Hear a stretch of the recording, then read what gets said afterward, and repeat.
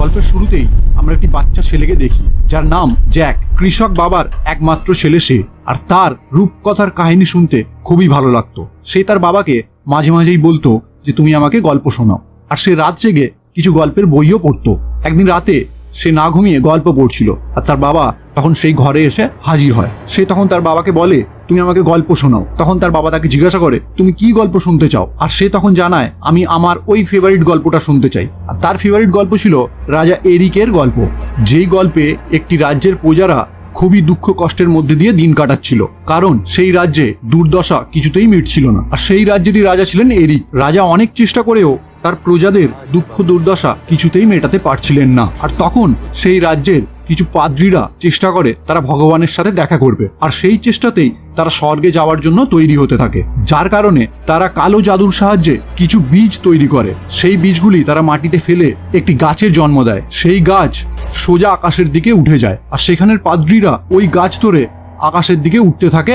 তারা ভাবে এই গাছ দিয়েই তারা স্বর্গে পৌঁছে যাবে। কিন্তু পৃথিবী আর স্বর্গের মাঝে মানে মাঝ আকাশে তারা একটি অদ্ভুত রাজ্য দেখতে পায়, আর সেই রাজ্যে বসবাস করত ভয়ঙ্কর কিছু দানব, যারা সেই পাদ্রীদেরকে সঙ্গে সঙ্গেই মেরে ফেলে। আর তারা পৃথিবীতে আসার রাস্তাও পেয়ে যায়, আর সেখান থেকেই ওই দানবরা পৃথিবীতে আসে আর রাজা এরিকের রাজ্যে লুটপাট চালাতে থাকে। প্রথমে তারা পশু পাখিদের মেরে খেলেও পরে যখন তারা মানুষের রক্তের স্বাদ পায়, তারা তখন মানুষদেরকেও মেরে খেতে শুরু করে। রাজা ভাবতে থাকে কিভাবে এই দানবদের হাত থেকে মুক্তি পাওয়া যায়। তখন ওই পাদ্রীরাই একটি দানবকে মেরে তার হৃৎপিণ্ড নিয়ে এসে তার সাথে কালো জাদুর সাহায্যে একটি মুকুটের সৃষ্টি করে, আর এই মুকুট পরেই রাজা এরিক ওই দানবদের বশে এনে ফেলে, আর তাদেরকে আবার ফিরে যেতে বলে তাদের জগতে, যেখান থেকে তারা পৃথিবীতে এসেছিল। তারপর তারা যেই গাছগুলির সাহায্যে ওই পৃথিবীতে নেমেছিল, সেই গাছগুলি সব কেটে ফেলা হয় রাজার আদেশে। ফলে পুনরায় শান্তি ফিরে আসে এরিকের রাজ্যে। রাজা এরিক তার কাছে ওই কালো জাদুর বীজগুলি আর ওই মুকুটটি খুব সযত্নে রেখে দেয়। কিন্তু রাজা মারা যাওয়ার পর তার সমাধিতেই ওই কালো জাদুর বীজগুলি আর ওই মুকুটটি সমাধিস্থ করে দেওয়া হয়। আর রাজার সাথেই এই গল্প রূপকথার গল্পে পরিণত হয়। আর এই কাহিনীটি শুধু জ্যাকেরই ফেভারিট ছিল না, এই কাহিনীটি জ্যাক যেখানে বসবাস করত সেখানে প্রায় সকলেরই খুব প্রিয় ছিল। আর সেই রাজ্যের রাজকুমারী ইজাবেলেরও এই গল্পটি খুব পছন্দের ছিল। তার মা তাকে এই গল্পটি রোজ শোনাতো। আর এই রাজকুমারী ইজাবেল ওই রাজা এরিকেরই বংশধর ছিল। তারপর গল্পটি 10 বছর পর দেখানো হয়। তখন জ্যাক অনেকটাই বড় হয়ে গেছে, তার বাবা মারা গেছে, সে তার দাদুর সাথে বসবাস করে। আর এই সিনে আমরা দেখতে পাই জ্যাক একটি ঘোড়ার গাড়ি বিক্রি করতে বাজারে যাচ্ছে, কারণ তারা খুবই গরিব ছিল, তাদের খাওয়া দাওয়ার পয়সা তাদের কাছে একদমই নেই। বাজারে গিয়ে সে দেখে রাজা এরিকেরই একটি নাটক সেখানে হচ্ছে। যেহেতু তার রাজা এরিকের গল্প খুব পছন্দের ছিল, তাই সে ঘোড়ার গাড়িটি বাজারে রেখে দিয়ে সে নাটক দেখতে ভিতরে ঢুকে পড়ে। নাটক দেখতে দেখতে সে লক্ষ্য করে সেখানেই একটি সুন্দরী দেখতে মেয়ে ওই নাটকটি দেখছে। জ্যাক নাটক দেখতে দেখতে ওই সুন্দরী মেয়েটির দিকে দেখতে থাকে, আর তারপরেই দেখতে পায় কিছু লোক ওই মেয়েটির সাথে অসভ্যতাম করছে। সে তখন তাদেরকে বাধা দিতে যায়, কিন্তু তাদের একজন তার মুখে একটি ঘুষি মারে আর সে পড়ে যায়। সে উঠে আবার বাধা দিতে যায়, কিন্তু ততক্ষণে তাকে তার সামনের সবাই হাঁটু গেড়ে বসে পড়েছে। জ্যাক তখন ভাবে আমাকে এত সম্মান দেখানোর কি হলো। তারপর সে পিছনে ঘুরে দেখে যেই মেয়েটিকে সে বাঁচানোর চেষ্টা করছিল সে আসলে এই রাজ্যের রাজকুমারী, আর তাকে রাজ পরিবারের সৈন্য আর সেনাপতি আনতে এসেছে। আর এই কারণেই সবাই মাথা ঝুঁকে বসে পড়েছে। রাজকুমারী সেখানে তাদের সাথে চলে যায়, আর জ্যাক বাইরে বেরিয়ে দেখে তার ঘোড়াটি দাঁড়িয়ে আছে, কিন্তু ঘোড়ার গাড়িটি চুরি হয়ে গেছে। পরের সিনেই আমরা রাজমহলে লর্ড রডরিককে দেখতে পাই, যার সাথে রাজা রাজকুমারীর বিয়ে ঠিক করেছে। কিন্তু রাজকুমারী একদমই চায় না তাকে বিয়ে করতে, কারণ রাজকুমারীর বয়সের থেকে সে দ্বিগুণ বেশি বয়স্ক। যখন লর্ড রডরিক তার বৈঠকখানায় প্রবেশ করছিল, সে দেখে তার বৈঠকখানা থেকে একটি পাদ্রী বেরিয়ে যাচ্ছে। তারপর সে যখন তার বৈঠকখানায় ঢোকে, তখন সে বুঝতে পারে তার বৈঠকখানা থেকে কেউ কিছু চুরি করে নিয়ে গেছে। সে ছুটে গিয়ে একটি বইয়ের ভিতর দেখে সেই বইয়ের ভিতর থেকে কিছু বীজ মিসিং। আর তারপরই সে একটি টবের মাটি সরিয়ে দেখতে শুরু করে যে তার ভিতর মুকুটটি আছে কিনা, কিন্তু মুকুটটি সেখানে তখনও ছিল। আর এটি হলো সেই মুকুট যেই মুকুটটি রাজা এরিক পরে ওই দানবদেরকে তাদের জগতে আবার ফিরিয়ে দিয়েছিল। আর এই সিন দেখে বোঝা যায় লর্ড রডরিক রাজা এরিকের মুকুট আর বীজ তার সমাধি থেকে চুরি করে এনেছে, আর তার মাথায় আলাদাই কিছু প্ল্যান আছে। তখন লর্ড রডরিক তার সৈন্যদেরকে আদেশ দেয় যে ওই পাদ্রীকে খুঁজে বের করো, সে শহর থেকে কোনো মতেই যেন না বাইরে বেরিয়ে যেতে পারে। রাজ্যের মেন গেট বন্ধ করে দেওয়া হয়, আর সৈন্যরা চারিদিকে ওই পাদ্রীকে খুঁজতে থাকে। পাদ্রী নিজেও বুঝে যায় তাকে খোঁজার জন্য এইসব হচ্ছে, আর সে তখন দেখতে পায় একটি ছেলে ঘোড়া বিক্রি করছে, যেটি ছিল জ্যাক।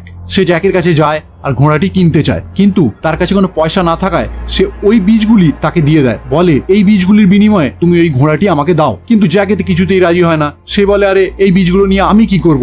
তখন পাদ্রী তাকে বলে, এটি কোনো সাধারণ বীজ না, এটি অনেক প্রাচীন বীজ, এর দাম অনেক। সে তখন আরেকটি পাদ্রীর নাম বলে আর বলে, তুমি এই বীজগুলি তার কাছে পৌঁছে দাও, সে তোমাকে টাকা দিয়ে দেবে। আর এটি খুব সহজেই বিশ্বাস করে নেয় জ্যাক। সে ওই বীজগুলো নিয়ে নেয় আর পাদ্রী সেখান থেকে চলে যাওয়ার আগে তাকে বলে, এই বীজগুলো তুমি কখনোই হারিও না, আর এটা খেয়াল রাখবে যে কোনো মতেই এই বীজগুলো যেন না ভিজে যায়। সে সেখান থেকে তার ঘোড়া নিয়ে চলে যায় আর পাদ্রী ওই ঘোড়া নিয়ে চলে যাওয়ার পথেই সৈন্যদের কাছে ধরা পড়ে যায়।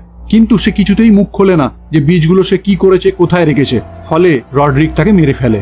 আর জ্যাক বাজারে ঘোড়া বিক্রি করে টাকা না নিয়ে ওই বীজগুলো নিয়ে বাড়িতে ফেরায় তার দাদু তাকে খুবই বকতে থাকে। তাকে বলে, আরে তোমাকে বোকা বানিয়েছে ওই পাদ্রীরা, পাদ্রীদের কাছে কোনোদিনই টাকা থাকে না, সে তোমাকে এই সাধারণ বীজগুলি দিয়ে তোমার থেকে তোমার ঘোড়াটা হাতিয়ে নিয়েছে।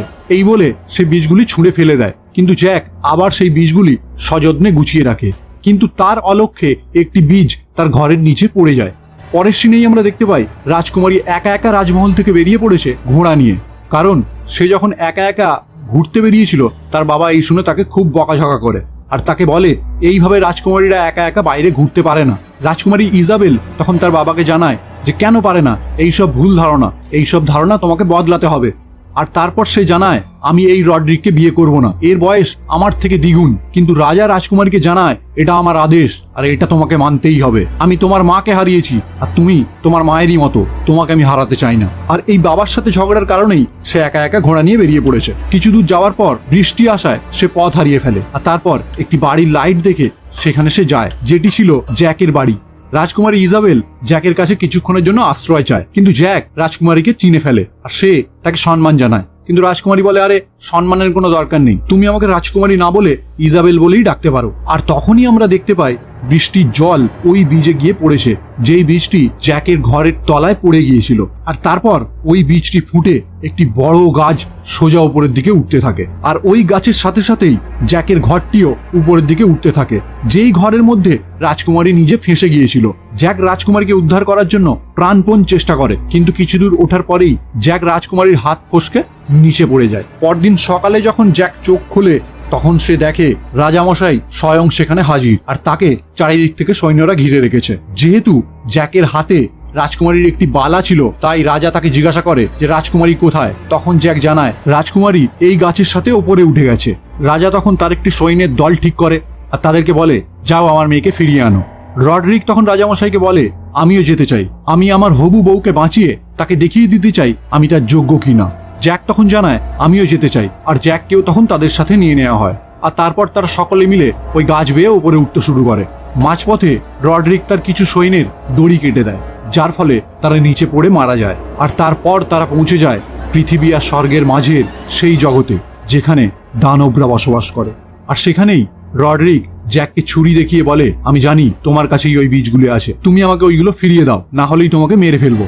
জ্যাক তখন তাকে সেইগুলো ফিরিয়ে দেয়, কিন্তু একটি বীজ সে তার কাছে লুকিয়ে রেখে দেয়। তারা সকলে জ্যাকের ঘরটি দেখতে পায়, কিন্তু তার মধ্যে রাজকুমারী ছিল না। কিছুক্ষণ ঘোরার পর তারা বুঝতে পারে রাজকুমারী এখানে বিপদের মধ্যে আছে। তাই তারা দুটো দলে বিভক্ত হয়ে রাজকুমারীর খোঁজ করতে থাকে। যেই দলে জ্যাক ছিল সেই দলের সামনে একটি দানব এসে হাজির হয় আর সে জ্যাকের দুজন সঙ্গীকে ধরে নিয়ে চলে যায়। আর জ্যাকও তার পিছু নেয়, কারণ জ্যাক জানে যে এই দানবটি তার দুজন সঙ্গীকে যেখানে নিয়ে যাবে সেখানেই তারা রাজকুমারীকে আটকে রেখেছে।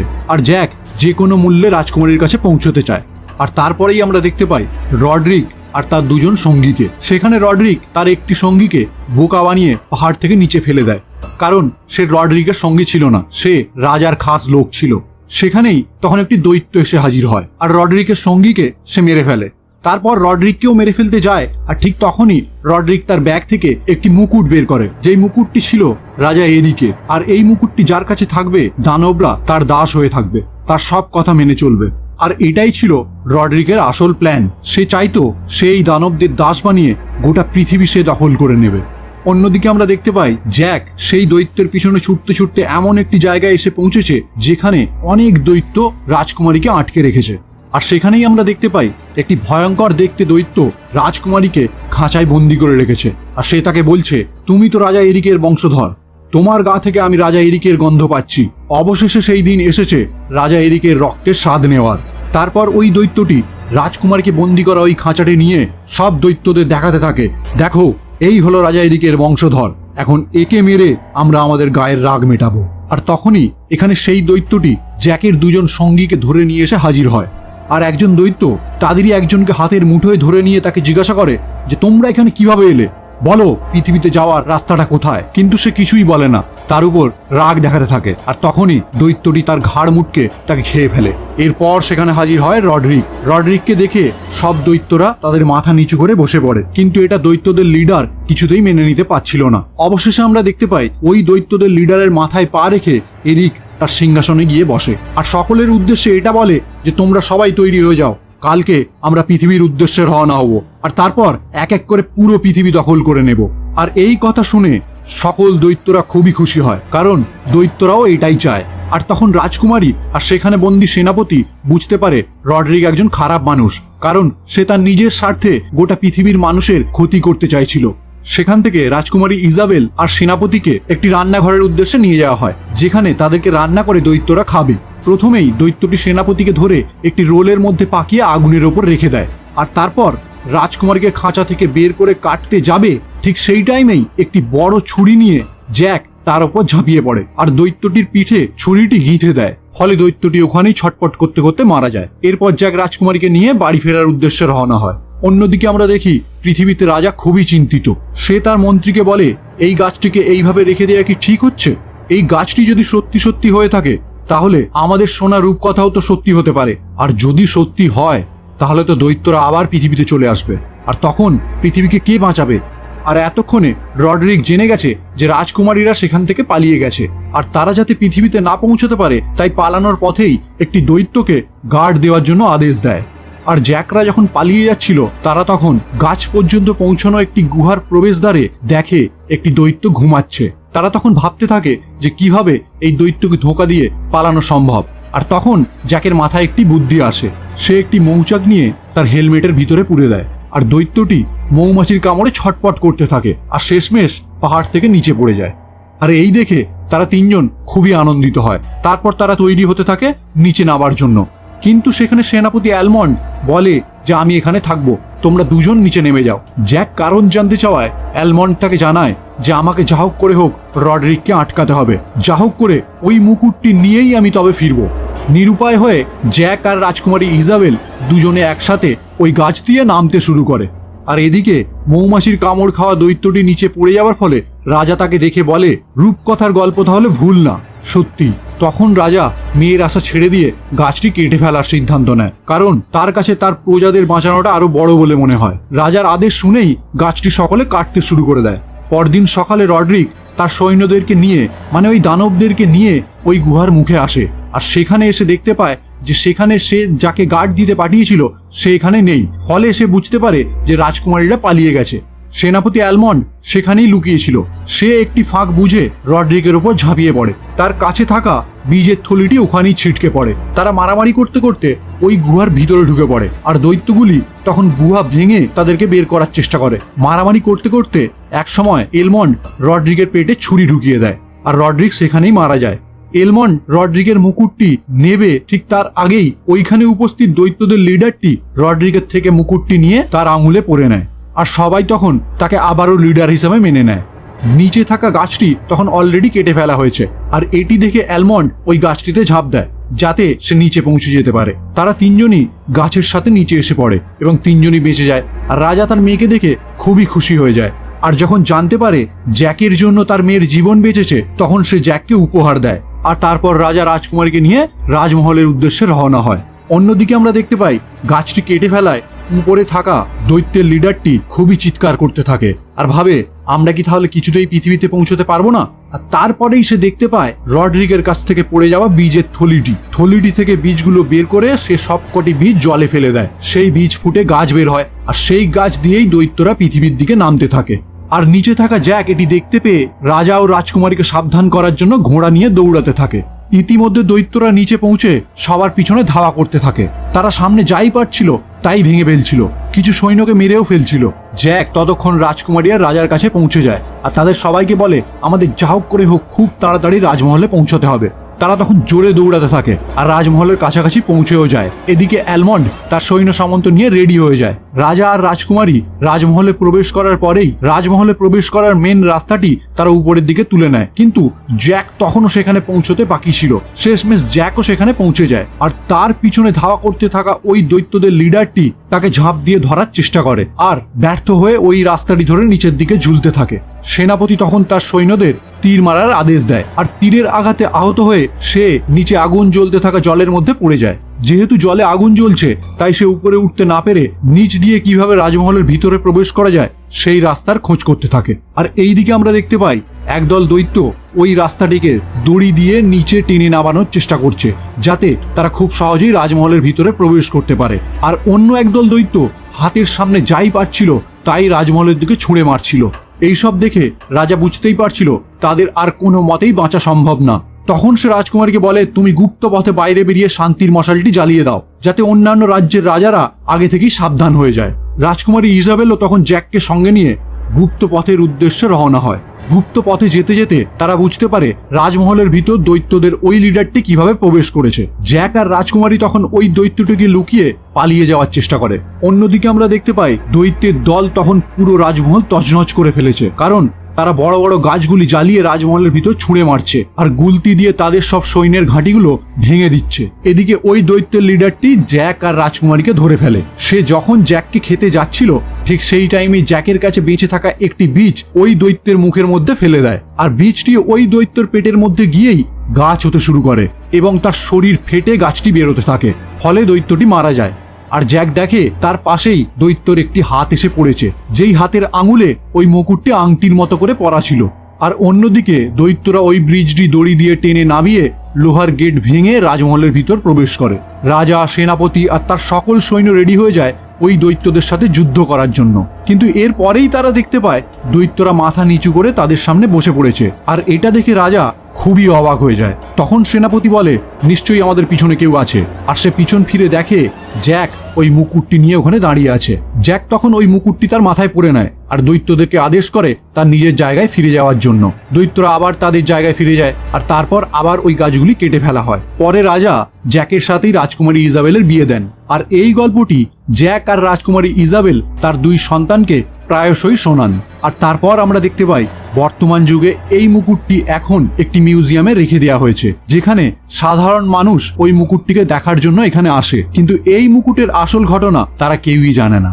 তো কেমন লাগলো বন্ধুরা আজকের ভিডিও? যদি ভালো লাগে তাহলে অবশ্যই লাইক করো, কমেন্ট করো আর শেয়ার করো। আর এই রকম ভিডিও সবার আগে পেতে চ্যানেলটি অবশ্যই সাবস্ক্রাইব করে বেল আইকনটি ক্লিক করে দিও। তো দেখা হচ্ছে পরের ভিডিও নিয়ে, আর ততক্ষণের জন্য বাই।